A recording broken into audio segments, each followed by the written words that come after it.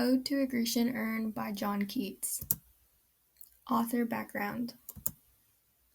John Keats was born in London in the year 1795. He was an English poet known for his romantic style and use of vivid imagery.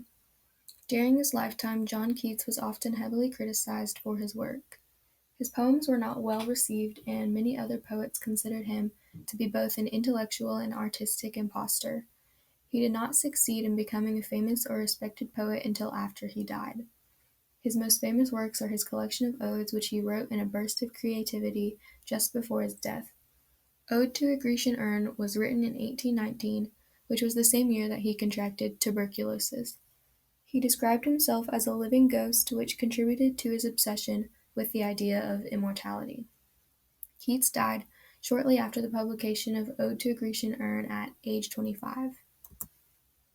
Historical context. The Age of Romanticism began with lyrical ballads by William Wordsworth and Samuel Taylor Coleridge in 1798. Romanticism was prevalent throughout all art forms, not only literature. Elements of Romanticism can be found in every poem. John Keats was a central figure in the Romantic literary movement. Rather than an intellectual approach, this style focuses more on the emotional perspective. For example, in Ode to a Grecian Urn, the speaker emphasizes the emotions that the urn evokes instead of analyzing the facts. Romanticism values spirituality and nature, and this era sparked a renewed interest in human individualism. Like the Age of Romanticism, the art of the Georgian era often reflected powerful emotions, capturing feelings with dramatic colors and literature. Depictions of events or nature emphasized the reactions they caused or emotions they evoked. Georgian poetry featured romanticism, sentimentality, and hedonism. Much of Georgian poetry drew from inspiration from nature. However, the country shifted from individualistic ideologies to social formality with the rise of the Victorian era in 1837, and Romanticism's popularity faded. One common theme in Romanticism is retelling ancient stories. Often these stories are inspired by their own country's history. Ode to a Grecian Urn surrounds subject matter from ancient Greece, which is generally linked to Enlightenment ideas. Keats was inspired by the Elgin marbles on exhibit at the British Museum and other ancient works to write this ode. The Elgin marbles, also known as the Parthenon marbles, were Athenian sculptures brought to England from the Parthenon in 1806. There's a long-lasting controversy over whether the marbles were purchased legally and should remain in Britain, or stolen and should be returned home. In the poem, Keats depicts idealism in classical works, Grecian virtues, nature, eternity, and the value of art. Similar to many poems, our poem had a multitude of literary devices that we chose to analyze. The first one of these was enjambment. Enjambment is essentially when a line is not punctuated at the end of it, but it runs on to the next line in order to continue a thought or a phrase. So enjambment in this particular poem is seen throughout every single stanza. For example, in the first stanza in lines 3 through 4, the line continues after the word express, but there is no punctuation after the word express, which shows that the idea is continued throughout both lines without the use of punctuation. Similarly, in the second stanza in lines 11 through 12, you can see this with the word unheard. In lines 21 through 22, after the word shed, there's no punctuation, and then tell and thought. So this shows the enjambment throughout the stanzas. The second literary device we looked at was anaphora, which is when a certain word or a group of words are repeated throughout the beginning of successive phrases or sentences or lines of a poem. So in line 21, you see the word happy is repeated at the beginning of the line. And then between lines 24 through 27, the words forever and happy are repeated a few times. So forever is repeated in 24, and then happy in 25, and then in 26 and 27, again with the word forever. Next is symbolism, which was one of the biggest literary devices. The first symbol was of the urn itself, which was meant to represent time and life. So an example of this can be seen between lines 25 through 27, where the poet talks about how it's forever young and forever warm and still to be enjoyed. This shows that the urn and the paintings that are on the urn are eternal and timeless, and they are everlasting because it's an artwork that can never really die. The second example of a symbol is nature, which is meant to represent youth. This can be seen through lines 15 and 16, which talks about fair youth beneath the trees that can't leave. And it's basically communicating that trees cannot be bare because the seasons don't change, which reflects back on the idea of youth because it shows that the trees are clinging to their youth, which is why they don't want to, they can't become bare. And then the last example of symbolism is ancient Greece, which is seen in line 7. And this is meant to represent nature and forestry because the use of Greece in line 7 is meant to show the pastoral regions in the country that showed people who lived in certain areas of the forest. So these are some examples of symbols within the poem. The next literary device is assonance. So one example of this is the long I sound in line 2 through the words child, silence, and time. Another example is seen with the softer O sound in line 12 with the words soft and on, and then a more hard O in lines 25 through 26 with the words more, forever, and enjoyed. And then again in lines 37 through 38 with the words folk, mourn, and then forevermore in the for and the more part. Another literary device is alliteration. In line 19, the TH sound is repeated. So in the word though, thou, and thy. Another example of alliteration is the M sound in line 42 with the words marble, men, and maidens. And then finally in line 10, there's the W sound in the words what, and wild. And then the last device is consonants, which is seen, which is when similar sounds and letters are repeated within the words. So in line 14, the T sound in two, spirit, ditties, and tone is repeated. And then between lines 28 through 30, there's the repetition of the R sound with the words breathing, far, heart, sorrowful, burning, forehead, and parching. And then the N sound in line 50 with the words no, on, need, and no. So within the poem, there are multiple sound devices, but consonants is the most frequently used one. Most of the lines have some form of either alliteration or assonance or consonants, but many of them do have consonants. So these are some of the literary devices that we chose to point out. I will be going over the poem type, which, as the title states, is an ode. What is an ode?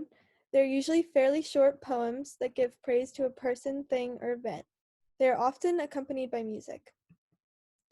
In the beginning, in ancient Greece, ode poems were accompanied by music and often used to celebrate athletic victories.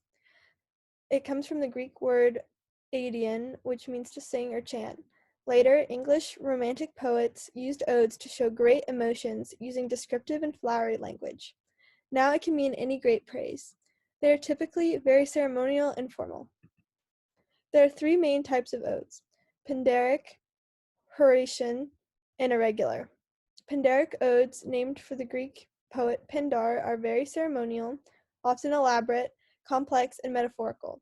They are traditionally performed as victory celebrations, accompanied by songs or sometimes dance.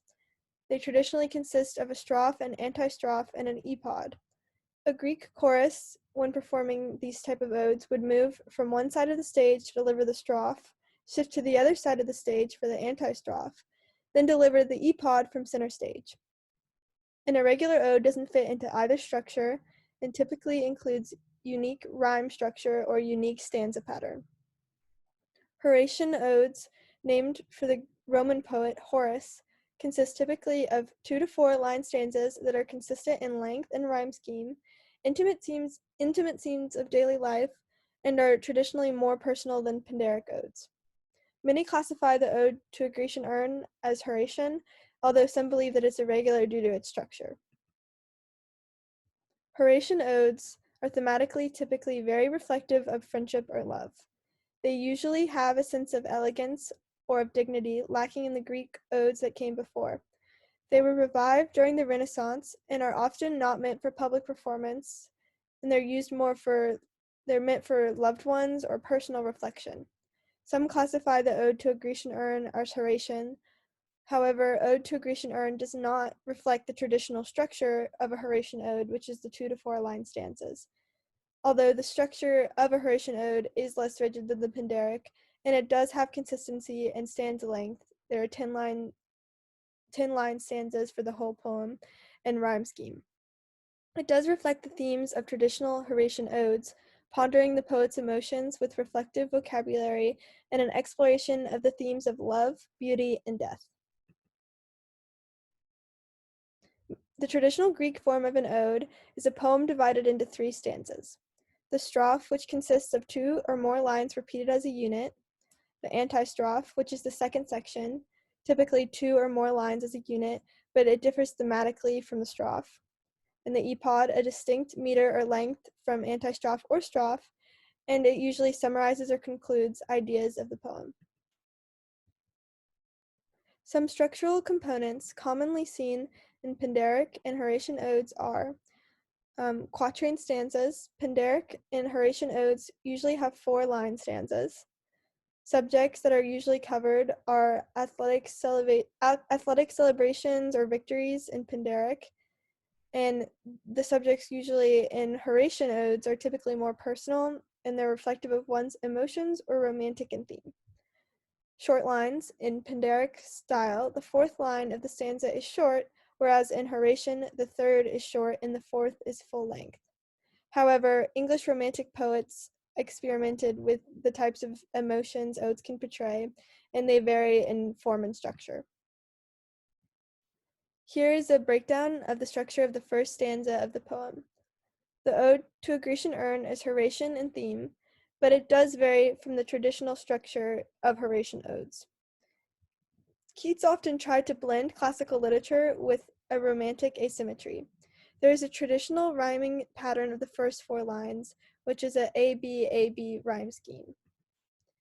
This can be seen with quietness and express and time and rhyme.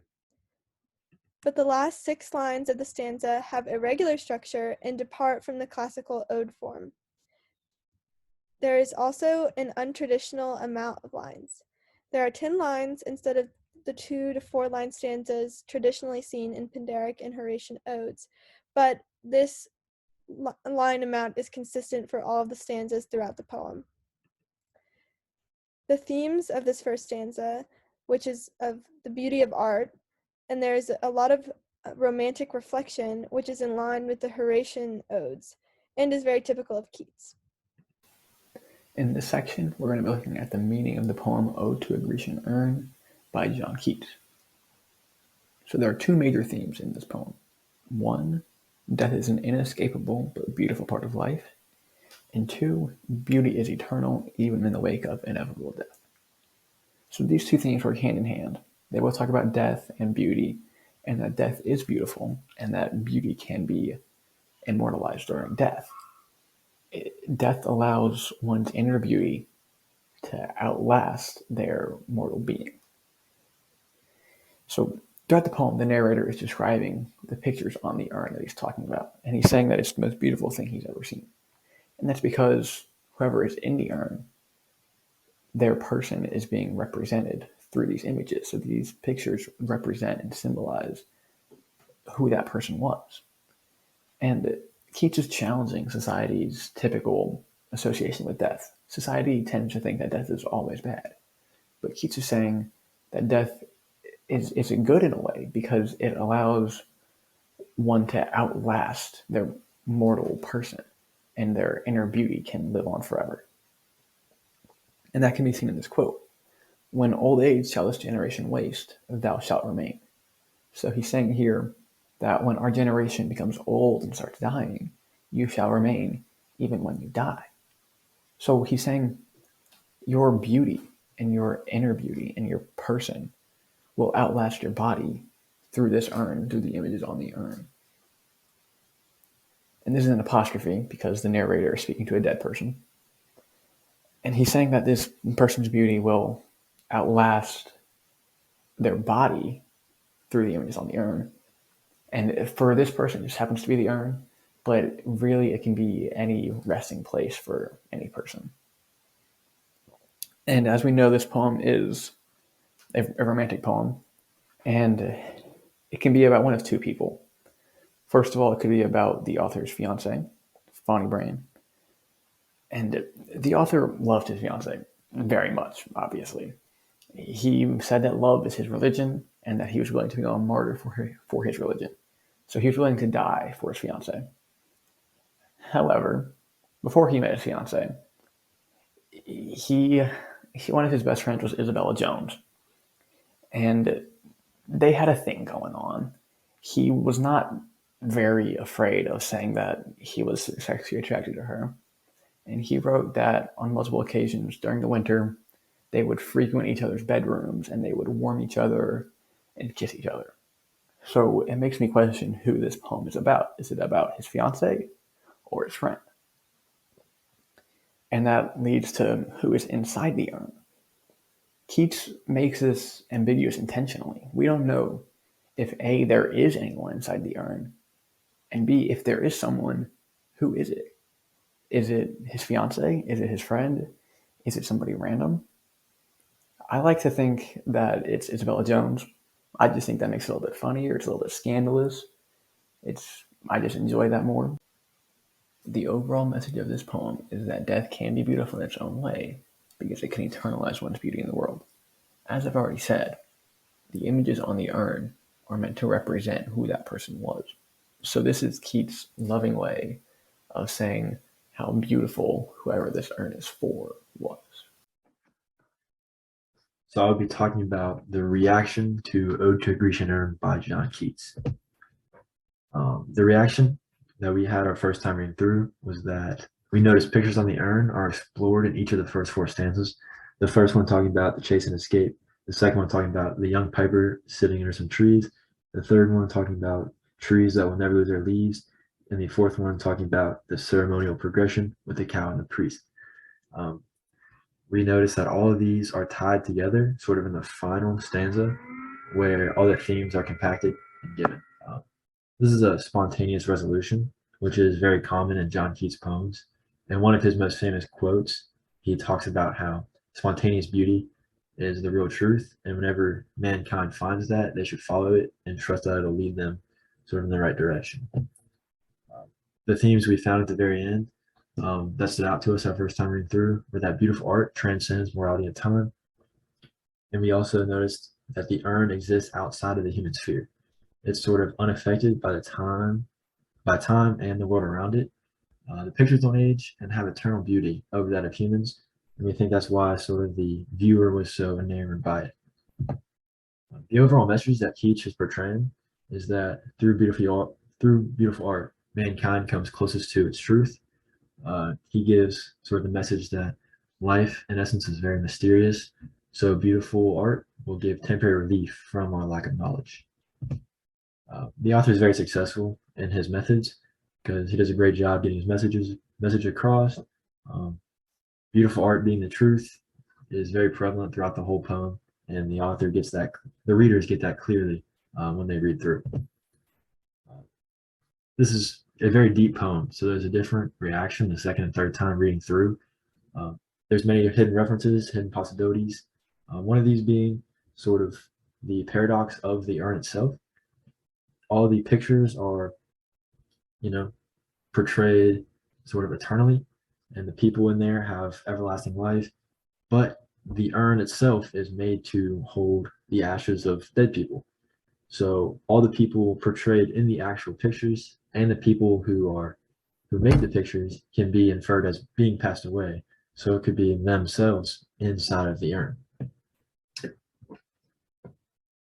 On to the relevance of this poem. So theme of beauty and art transcending through time is representative of John Keats' life itself because he died very young.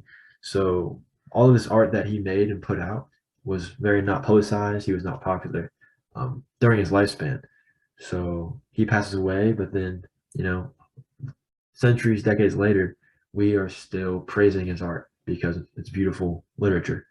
So Ode to a Grecian Urn essentially self-described itself as being relevant forever, and it's sort of fitting to his own story. This is a piece that is relevant today and will be relevant for a long time because it's timeless. It's not tied to a specific time frame. The messages it has are broad, so they can be applied to a wide range of circumstances, but they're also specific enough to carry weight and sort of seem important. Yeah, thank you.